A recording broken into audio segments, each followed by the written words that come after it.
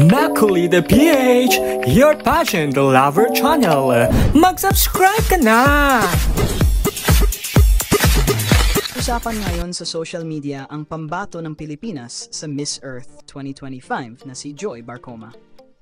Habang kasalukuyang ginaganap sa bansa ang prestihiyosong pageant, napansin ng ilang netizens ang larawan ni Joy kasama ang mga Miss Earth 2024 queens kung saan tila mas maliit daw siya kumpara sa iba.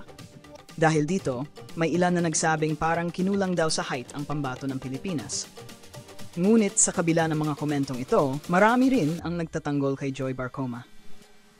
Ayon sa kanila, hindi dapat gawing sukatan ng pagiging beauty queen ang tangkad dahil higit pa rito ang tunay na diwa ng Miss Earth. Small but terrible nga raw si Joy.